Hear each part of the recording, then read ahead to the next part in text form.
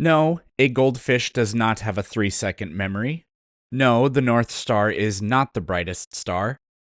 No, coal doesn't turn into diamonds. Surprised? There are literally hundreds of more pieces of information where that came from in my book, Facts That Aren't True. Click the link in the description to learn more.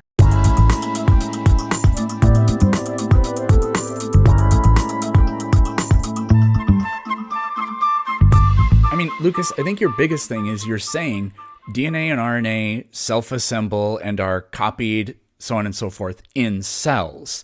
Therefore, cells are required for DNA and RNA to assemble and be copied and all this other stuff. And just saying that, well, that's the way it is. Therefore, it's kind of like an irreducible complexity argument in a way. Oh, he left. Darn it. Tells me that it Oh, he's doesn't back. that it doesn't understand the complexities of the metabolism of I cells. think my connection went bad. So did you hear what I said about you saying DNA and RNA exist in cells, therefore the only way to ever get DNA and RNA would be if cells exist? No, that's not my claim. Well, it kind of sounds like it is, because you're saying that it comes about through an assemblage process. There's literally a factory and all this other Right, stuff. the helicase unzips and decodes and assembles and the whole process. Yeah. Process is not that simple. I know it's not that simple. It's very complex. I get that. That's not my argument. I'm saying that without those machines, I'm calling it machinery because that's how it's described in other. That's fine. That's fine. Without those machines to assemble the components. You do realize that when you have short Not RNA finished. strands and short protein strands, they pretty much self-assemble. Say again? When you have short RNA strands and short protein strands, basically amino acid strands, they self-assemble. You don't need any kind of machinery. There are components that can self-assemble. Sure. I'm It's saying all you need. I to can't start finish a the first sentence. Yeah, replicate. Silko, you gotta let him talk. That's okay. But he answered my question. I said that's all you need to start the first replicate.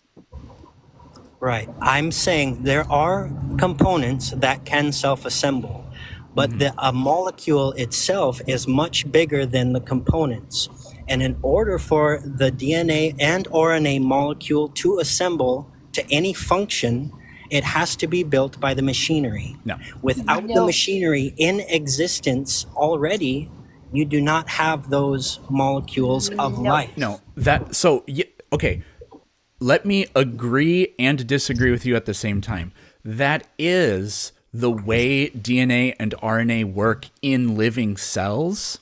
But if life evolved, then the DNA and RNA would not have functioned like it does in like modern eukaryotic or prokaryotic cells. This would have been a gradual process. Now, we don't know how it happened, if it was metabolism first or something else, but we're working on that. But the idea that it doesn't work unless all the assemblages are there, that's true in the sense that it wouldn't work the way we see it working in modern cells, yes, but that doesn't mean that the process could not have arisen in a different way. Well, I'll just say that much about it, basically. Sure, I understand that, but then I would claim that that is not a scientific belief because that is a claim that is not rooted in observation. Okay, Lucas. It is because we have observed all of these events in Archaea bacteria, basically the oldest known living forms of bacteria. We have observed all of this. No, you don't understand what I'm arguing if you say you observed it. Okay, Lucas, let's switch this up a little bit because you said you're a geologist. Do you believe that the Earth is differentiated? Sure. I'm not sure what you mean by that, but I can say yes, sure. Do you think the Earth is flat? Because you have a flat Earth thing in your PFP. No, I debate flat earthers. Okay, That good, that good. actually shows Lake I didn't Pontchartrain and think you shows were, but I Earth. just had to be 1,000% sure. I get that. Yep. Okay, so Earth's core is predominantly made almost entirely of iron. They say it's iron nickel, but the nickel content is extremely low.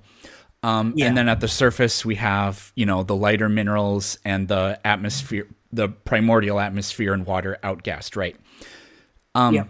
Do you think that claiming the Earth was a molten ball billions of years ago that underwent differentiation and the primitive primordial atmosphere and water outgassed, do you think that's a scientific claim? Um. That would be a hypothesis. Okay. Now, if I said, yeah, but you've never recreated the conditions that form planets, therefore it's not scientific, you'd think that that's not really a fair rebuttal, right? Sure, I get what you're saying. Yeah. So, for those exact same reasons, we're saying that your critique on this origin of how DNA and RNA, how the DNA and RNA system started working together, I'm trying to say that you're calling it not scientific is flawed in that same way. We can make models on this, we can do small scale experiments to get like proof of concepts for this, but I think these are valid scientific questions. And just because we can't observe what happened in the past doesn't make it not scientific. Just like we can't watch the Earth redifferentiate, we can't watch the moon formation. That'd be another great one. I think the evidence really, really well supports the formation of the moon as being a blast off from the Earth, because, for example, Earth and Venus is our closest neighbor. The density of Venus is almost exactly the same as Earth. So if the moon was just a captured object from our neighborhood in the solar system, that means it formed out of the same sort of materials that were available. So the moon's density it would be a lot smaller than Earth, but its density should be the same, but it's not. But it turns out the density of the moon is almost exactly the same as the top layers of Earth, like the lithosphere and the asthenosphere. I think that's really great supporting evidence of I don't know what they call it, the impact hypothesis, the Theia hypothesis or whatever, for the formation of the moon. Now, we can't see it happen, but there are things we can do, like collect mineral samples from the moon and see if the isotopic composition is like the isotopic composition of surface rocks here on Earth, so on and so forth. We'll never see it happen. I don't know to what degree we can claim in what confidence we have in that, but I think it's actually an excellent idea, and there is good scientific supporting evidence, and it is scientific. Sure, I get what you're saying, and maybe we can find some common ground on this. I accept that you have the hypothesis that DNA functioned differently in the past, but I would ask, do you think it Not is talking about DNA. anyway? I would ask if you think it is an equal thing to say that it is a hypothesis that life was created by an intelligent designer on an No. equal playing field. That's not scientific. Equally plausible. So I can't grant you that, because your idea, or the alternative, it's not your idea, but the alternative that it was specially created, is fundamentally untestable at all. Because for our concept of like how this could have happened organically, so to speak, is testable. Like, we can at least get proof of concepts of it. Even if our proof of concept yields valid results, we'll never be able to know if that's exactly how it happened in the past. But the idea that it was created is fundamentally untestable in every single way, because you can't ask the question, how did God do it, or the aliens or whatever do it? So in the sense that it's possible, almost anything is in the realm of possibility, I guess. But in terms of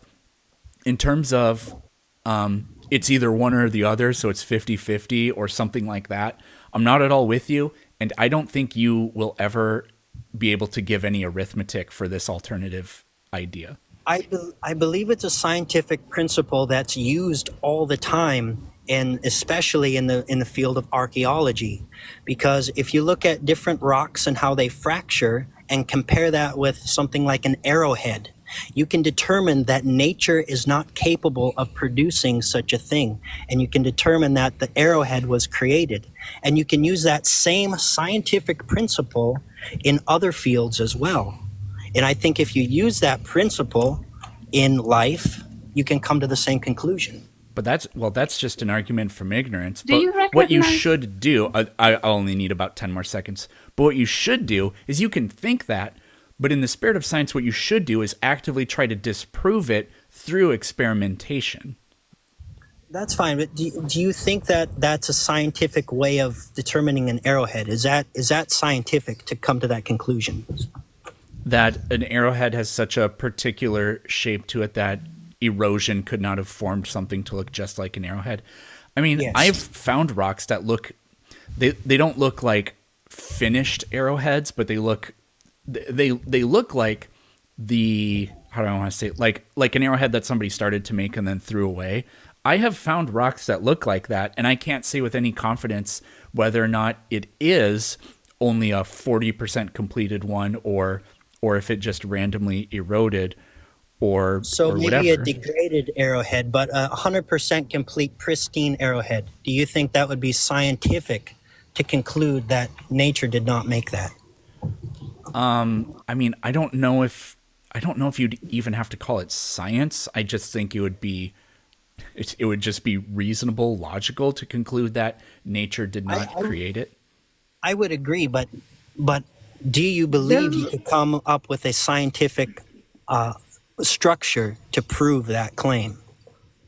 do you realize that the first realization that the early hominids had that certain rocks cut more than others came out of obsidian, which is an igneous rock that naturally shatters into very cutting patterns, and one of them might have been the inspiration for that first arrowhead. Yeah, I'm sure that is the case, but And there are still cultures that use such shatters of obsidian I'm not saying as that weapons. a rock couldn't fracture to make a cutting surface, but that's very different than an arrowhead. Yeah, I mean, I agree with Lucas on this point. So, could you ever create a scientific model that is capable of actually testing whether or not something that looks exactly like an arrowhead with a fluted bottom and all of that other stuff could be naturally created? Probably not. I mean, I don't know. I don't think so. But with all this origin of life, DNA, RNA stuff, I mean, we are working on it. It's very new type of stuff, but we've made huge amounts of progress in it. And for all intents and purposes, the RNA molecule and the DNA molecule are pretty dumb. They're not intelligently designed at all. Well, I would disagree with that, but Would you agree with me that a molecule that is prone to radiation damage, which basically makes for cancer to appear as a random event on on the animals, and we are animals, as the people that have that radiation damage, and that is basically the reason why we have skin cancer?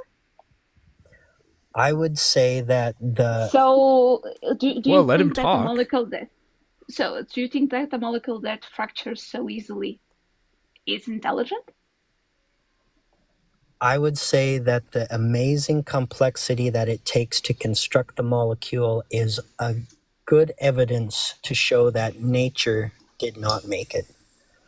Yeah, Or but maybe a that's just molecule that has one series of elements called transposons that also randomly can cause cancer,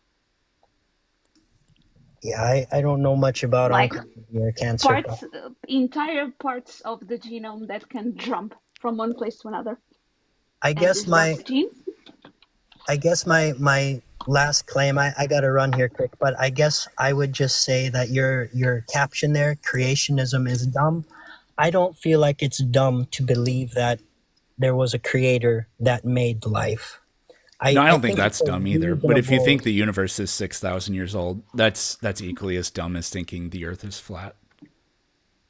So you're saying creationism is synonymous with that. I'm talking like just the creation of life itself. I think that is a most reasonable conclusion to So, believe that nature did is not is create of life. your Yeah, but you don't have any opinion? evidence of that.